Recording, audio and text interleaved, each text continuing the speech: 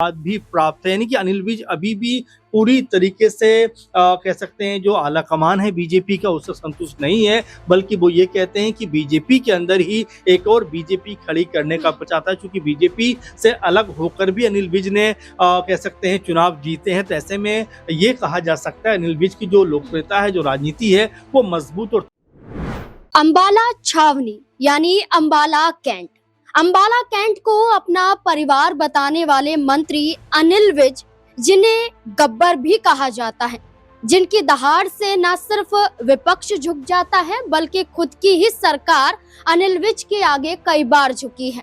अनिल विज कई मायनों में अपनी ही सरकार को आंखें भी दिखाते आए हैं। अनिल विज के ऐसे तेवर हैं कि वो सच का साथ देते हुए अगर अधिकारियों को फटकार लगानी है या अपनी सरकार को आंख दिखानी है तो इससे पीछे नहीं हटते हैं। ऐसा ही एक और बड़ा मामला सामने आया है। अनिल विज को हमने कई बार देखा जहां उन्होंने मुख्यमंत्री न्याप सिंह सैनी को ये तक कहा कि उलन खटोले पर सवार हैं, वो इधर उधर घूमते रहते हैं। इसके साथ साथ कई अधिकारियों को भी वो फटकार लगा चुके हैं और कहते हैं कि लापरवाही बर्दाश्त नहीं करेंगे।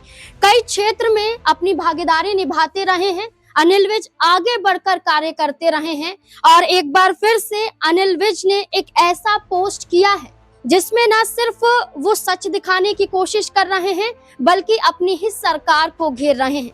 तो क्या बीजेपी से नाराज है अनिल विज? क्या बीजेपी से दूरियां बनाने वाले हैं? अनिल विज ने आखिरकार क्यों ऐसा रुख इख्तियार किया है? इस पर कई बड़े सवाल यहाँ पर खड़े होते हैं। सवालों से पहले एक पोस्ट पर नजर डाल लेते हैं जो हालिया दौर में अनिल विज ने पोस्ट किया है। अनिल विज क्या पोस्ट करते हैं और इसके बाद जो सवाल यहाँ पर खड़े होते हैं उनके जवाब खंगालने की कोशिश करेंगे। अनिल विज हैं जिन्होंने लिखा है, अंबाला छावनी में कुछ लोग समानांतर भाजपा चला रहे हैं जिनको ऊपर वालों का आशीर्वाद भी प्राप्त है।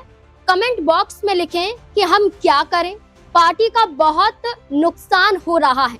अनिल विज ने ये आरोप लगाए हैं कि एक तरफ अंबाला कैंट में एक बीजेपी एक समांतर लेवल पर चल रही है, समानांतर चल रही है, जिसमें कोई बदलाव नजर नहीं आते हैं, जहां उन्हें श्रेय मिल रहा है, जहां उन्हें आशीर्वाद मिल रहा है।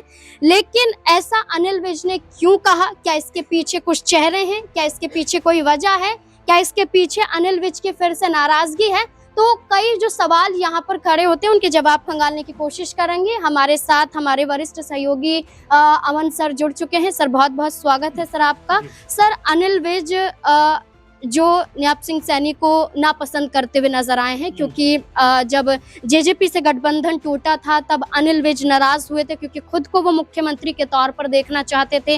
विधानसभा का चुनाव हुआ, उसके परिणाम के बाद खुद अनिल विज अपने आप को मुख्यमंत्री देखना चाहते थे, लेकिन वो सपना अनिल विज का पूरा नहीं हुआ। लेकिन रह रहकर टीस निकलती है और हालिया दौर में अनिल विज का ये पोस्ट भी कहीं ना कहीं दर्शाता है कि वो बीजेपी से नाराज तो चल रहे हैं। देखिए, अनिल विज एक ऐसे नेता हैं जो समय पर अपनी आवाज को बुलंद करते रहते हैं, हमेशा अपने बयानों के लिए जाने जाते हैं और मुखर होकर अपनी आवाज को बुलंद करते हैं।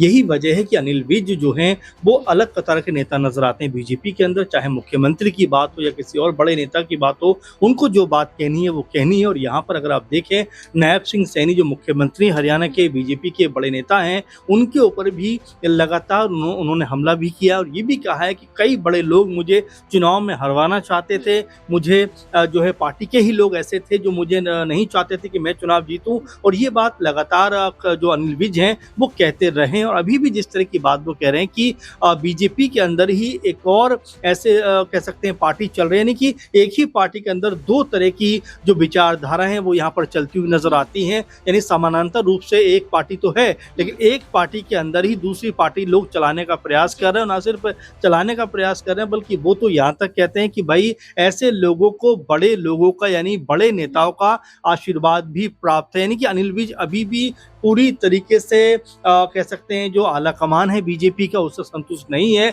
बल्कि वो ये कहते हैं कि बीजेपी के अंदर ही एक और बीजेपी खड़ी करने का प्रयास किया जा रहा है। और ये अपने आप में एक बहुत बड़ा बयान हो जाता है कि आखिर वो नाखुश किससे। आपने देखा कुछ समय पहले भी उन्होंने जो है नायब सिंह सैनी को लेकर कहा था कि भाई उड़न खटोले पर यहाँ से वहाँ घूमते रहते हैं, जमीनी सच्चाई का उनको पता नहीं है, और तमाम तरह के आरोप इस तरह के लगाए थे। उस वक्त भी आपने देखा था कि नायब सिंह सैनी खुद चलकर अनिल विज के घर पर उनसे मिलने पहुंचे। तो ये तमाम जो बातें ये बताती हैं कि अनिल विज का जो कद है वो कितना मजबूत है, और जब जो कोई बात वो रखते हैं उसका असर ना सिर्फ बीजेपी के अंदर होता है बल्कि सरकार में भी होता हुआ दिखाई पड़ता है। सर, अनिल विज ने जो पोस्ट किया है, इसके बाद इस पोस्ट के जरिए जो कमेंट आए हैं, इसमें ये तक कहा गया है कि बीजेपी यूज एंड थ्रो की पॉलिसी अपनाती है, यानी कि जब तक आपके साथ फायदा है, आपके साथ जुड़ी रहेगी, उसके बाद आपको एक जगह बैठा दिया जाएगा। जिसमें कई चेहरों का जिक्र किया गया, जिसमें लाल कृष्ण आडवाणी की बात करें, चाहे इसमें हम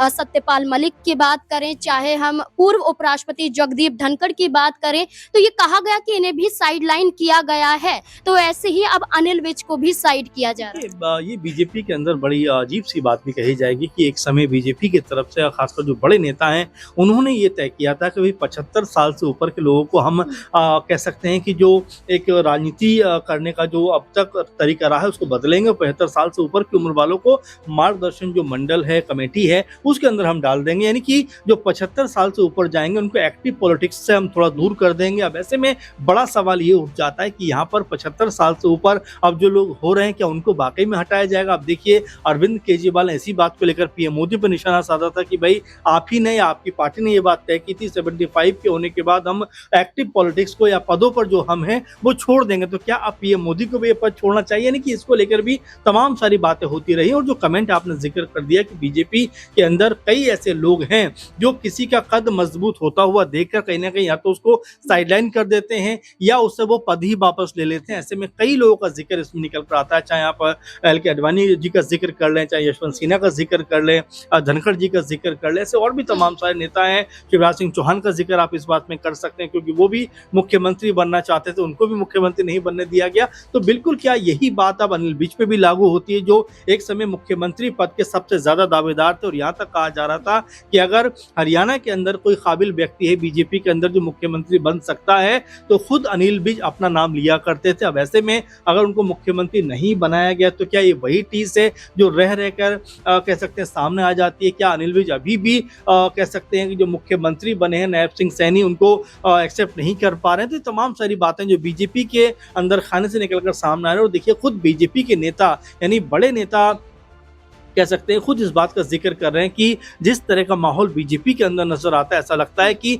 एक और बीजेपी समानांतर रूप से चलती हुई दिखाई पड़ रही है। तो क्या ये माना जाए कि एक वर्ग ऐसा है जो अनिल विज को कहीं ना कहीं रोकना चाहता है, उनकी राजनीति को दबाना चाहता है, और एक तरीके से उनकी जो लोकप्रियता है उसके ऊपर कहीं ना कहीं अंकुश लगाना चाहता है। चूंकि बीजेपी से अलग होकर भी अनिल विज ने कह सकते हैं चुनाव जीते हैं, तो ऐसे में ये कहा जा सकता है अनिल विज की जो लोकप्रियता है, जो राजनीति है वो मजबूत और ताकतवर है। तो ऐसे में अगर यहाँ जो बात वो कह रहे हैं अगर उसको पार्टी ने नोटिस नहीं किया तो इसका नुकसान भी पार्टी को हो सकता है, क्योंकि यही गुटबाजी बीजेपी में जो नजर आ रही है, खासकर जो अनिल विज कह रहे हैं, यही गुटबाजी हमें कांग्रेस पार्टी में भी लगातार देखने को मिली। चाहे शैलजा गुट की बात कर लीजिए, चाहे हुड्डा गुट की बात कर लीजिए, और इसी गुटबाजी के चलते कांग्रेस पार्टी जो ऐसा लग रहा था कि सत्ता में पहुंचने वाली है, सत्ता से दूर रह जाती है। और इसी बात का इशारा अगर अनिल विज ने किया है तो यहाँ पर पार्टी को ध्यान देना चाहिए, कहीं ऐसा ना हो कि जो गुटबाजी कांग्रेस पार्टी के लिए परेशानी का सबब बनी है वो बीजेपी के लिए भी मुश्किलों को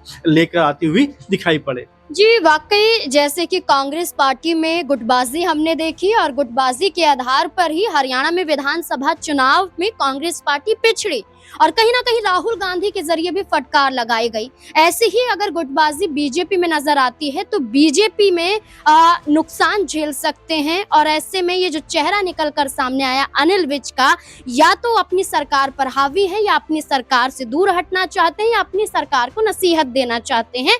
क्योंकि देखा जाए तो जहां अनिल विज का ये बयान सामने आया, ये पोस्ट सामने आया, इसके बाद भाजपा प्रदेश अध्यक्ष की बात करें तो मोहन लाल बड़ोली का भी बयान सामने आता है, जहां वो खुलकर कहते हैं कि वरिष्ठ नेता हैं, कुछ भी पोस्ट डाल सकते हैं। इसके साथ साथ वो ये कहते हैं कि अंबाला कैंट में ही कई ऐसे कार्यकर्ता हैं जिन्हें बड़ी बड़ी भूमिका दी जा रही है, जिन्हें बड़ा पद देने की चर्चाएं चल रही हैं।